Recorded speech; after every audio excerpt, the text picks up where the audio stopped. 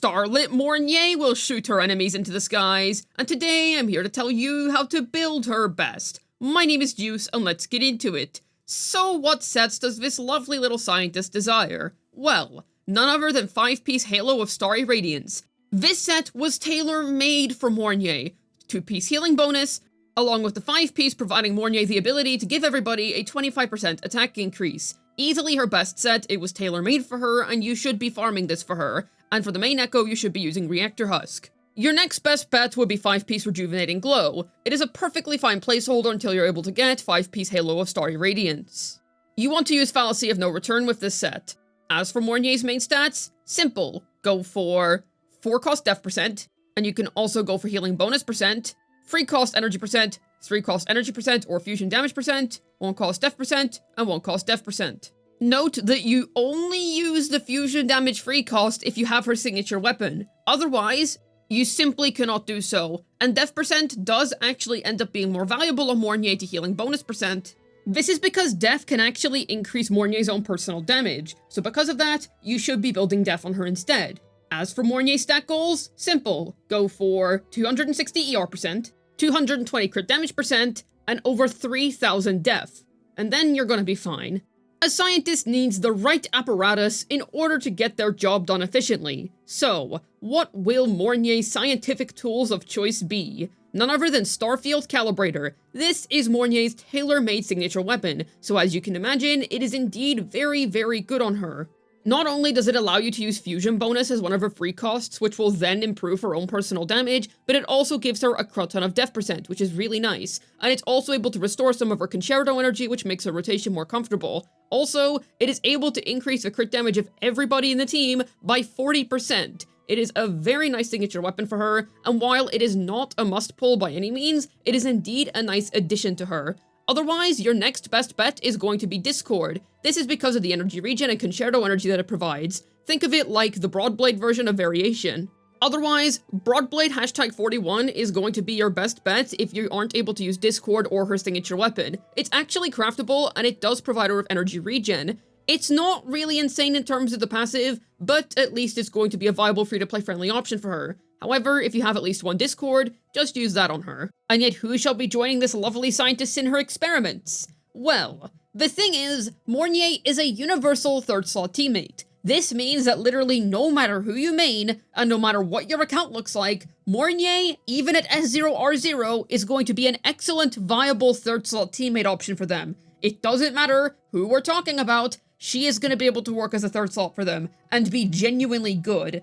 But she does have one very special synergy, her synergy with Linny. When you put those two together, you form the double Toon Break core, a core that is literally able to support every non-negative status DPS in the game. Unfortunately, negative status characters do miss out because they need their applicants, but every other DPS character, they benefit from this core. The most notable character that benefits from this core is Yuno, because she is an excellent liberation damage dealer, and Linny buffs liberation damage on outro. However, literally any other liberation damage dealer, and any other character in general, is able to benefit from these two's buffs. They are extremely strong when combined as a pair, and I cannot recommend them enough. DPS Yuno is ridiculously strong right now, and I have no idea if Kuro ever intended for that, because of these two characters. They are absolutely excellent, and when paired together, they make for an extremely strong middle tower core, as that is one of your teams basically sorted out no matter who you main, provided it's not a negative status character. So all around, her synergy with Linny is definitely her most significant at the minute. She's also highly compatible as a third slot teammate within mono fusion teams, and this is another one of her best niches. A fusion DPS of your choice in front, Lupa and the Mornye, is going to make for an excellent fusion team. Even if Linny is not in the team and you have your Mornye at S0, she is still going to be an absolutely fantastic option here. As within Mono Fusion, she is able to fully activate Lupa's abilities, which makes her a fantastic slot-in for this team. To be honest, this is a character that you can put with anyone that you play. However, she does have those as her strongest options, but I wouldn't worry about it too much. Just use her with whoever you have, she is going to work well with them. Example teams include Yuno, Linny, Mornye, Shangli Yao, the Paint Girl, and the Scientist Girl. Do note that you can literally put anyone else in the first slot, and it's going to be good, as long as they're not a negative status unit. Example teams for Fusion include Brant Wuthering Waves, Lupa, Mornye, Encore, Wolf Girl, Star Girl, DMC character, Lupa once again, and Mornye once again. Yet how do you play this splendid scientist? Well, she has two rotations. The rotation you do when you start with her, and then her loop rotation. Her opener goes a little something like this. Basic, basic, basic, heavy, basic, basic, basic, skill, heavy, alt,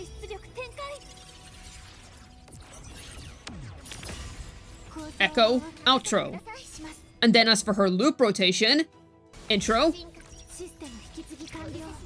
basic, basic, basic, skill, heavy, alt, outro.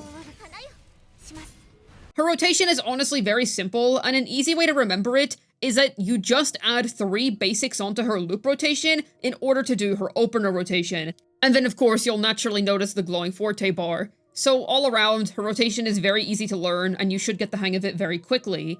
Something else that's worth mentioning is that while the heavy attack does generate some extra concerto, if you have an R4 plus Discord, you are actually able to skip out on using this lengthy move and just use her liberation and then outro out. This is because her concerto generation is generally just so good that paired with an R4 plus Discord, you don't have to do the heavy attack. Any refinement before that, and you are still going to want to do that heavy attack. Just some information for you to know, so that you can rotate a little bit faster if you have the choice to do so. As for Forte Priority, simple. If you want the most damage out of your Mornye, then go for this. If you want more healing, then go for this. Ultimately, I would advise that you just max out all of her skills anyway. Maxing out Forte skills and Wuthering Waves isn't really too bad once you've had a couple of weeks to gather the weekly materials. So ultimately, this is more just a guideline as to what to do first if you're interested in one specific thing. I would try and level all of them up just so that you can have a well-rounded Mornye, but it's up to you to choose your initial focus. Do you want to donate to this scientist's research? Well, then let's talk sequences. Mornye S1 is interesting. It improves her versatility. Keyword is improves. She does not require S1 in order to be a versatile, universal character. At S0, R0, Mornye is already universal, but S1 just makes it better. It improves her universality, for sure, but she does not require this in order to be universal. But I will not deny, it definitely does make her universality better. And this is because she is still able to provide a damage increase even when the target is not affected by Toon Rupture, Interfered, or Toon Strain, or anything like that. Basically, in teams without Linny, she is still going to be able to provide the full extent of her buffs, and uptime is not going to be an issue on her. And all around, while this is a very good sequence, yes, it's amazing, but don't sweat it if you can't get it. It is very nice to have, but don't worry if you would rather invest into your DPS sequences instead, or if you would rather just save your Astrites and invest into something else. Now, I would say that between S1 and R1, I would get S1, but please do not think that all of her universality hinges on this one sequence. It does not. Her S2 is absolutely excellent, not only providing everybody with a crit damage increase, but also increasing off-tune build-up rate of everybody by 20%. That is very good. This is an excellent S2 and is very universal, so I would say that building upon S1, this is excellent and worth your time, but it's nothing that you absolutely need. While her S3 is nice, it should be noted that it's not really needed if you have an R4 plus Discord, simply because, as I explained earlier, you can just skip the heavy attack if you have enough Concerto energy. So while this is nice, a vast majority of people aren't really going to need it, but it does make her a little bit more comfortable to play. Her S4 is it's definitely an S4, moving on. Her S5 just increases her damage, which is pretty nice if you do care about Mornye's damage, and she is indeed capable of doing some. So if you care about Mornye's damage, then yeah, pretty decent S5.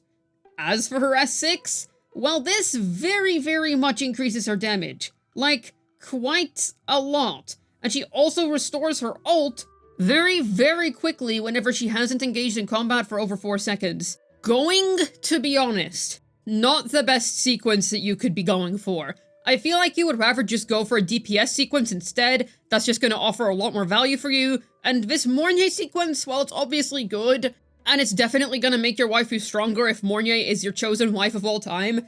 I just don't really think it's the most valuable S6 out there. I would honestly just stop at S2 if I were you.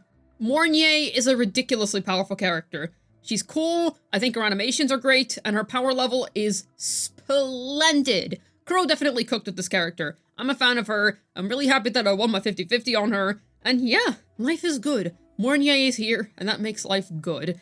And I personally think that she was well handled. I am really, really, really, really happy to have her, because I was waiting for this character for quite a while now. Hopefully this video is able to get your Mornye blasting her enemies away scientifically. This has been Juice, signing out, and I hope you enjoy blasting your enemies away.